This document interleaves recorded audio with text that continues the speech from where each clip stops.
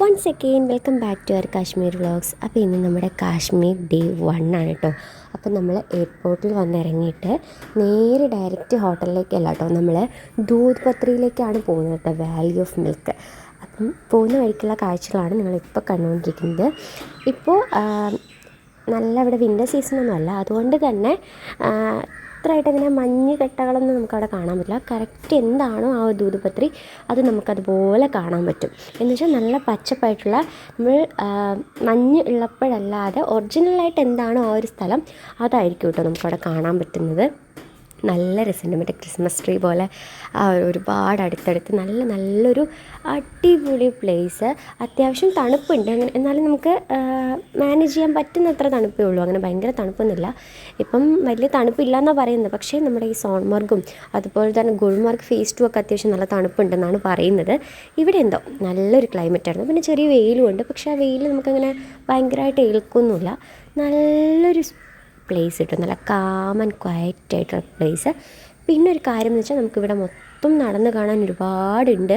നമുക്ക് നടന്നു പോകാൻ പറ്റില്ല, ഒന്നുകിൽ പോണിയിൽ പോകണം, ഇല്ല എങ്കിൽ ATVയിൽ പോകണം. പോണിയൊക്കെ ആണെങ്കിൽ ഒരാൾക്ക് അവർ മാക്സിമം 4000 ഒക്കെ പറയും കേട്ടോ. അത് ATV ആണെങ്കിലും അങ്ങനെ തന്നെയാണ്.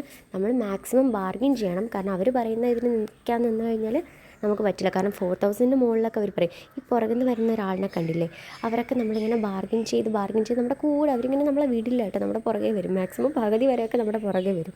കുറച്ച് കഴിഞ്ഞപ്പോൾ പിന്നെ ഞങ്ങൾ വിചാരിച്ചു മുകളിലോട്ടൊക്കെ കാണണമെങ്കിൽ നമുക്കിനിയിപ്പം വൈകിട്ട് വേറെ കുറച്ച് സ്ഥലങ്ങൾ കാണാനുണ്ടായിരുന്നു. ടൈം ഇല്ലാത്തതുകൊണ്ട് നമ്മൾ ATV റൈഡാണ് കേട്ടോ എടുത്തിട്ടുണ്ടായിരുന്നത്. അപ്പം ഞങ്ങൾ ഒരു ATVയിൽ 2 പേര് അങ്ങനെ. പിന്നെ അതിൻ്റെ മുകളിലെത്തി നമ്മൾ ഒരു കോണൊക്കെ മേടിച്ച് കഴിച്ചു.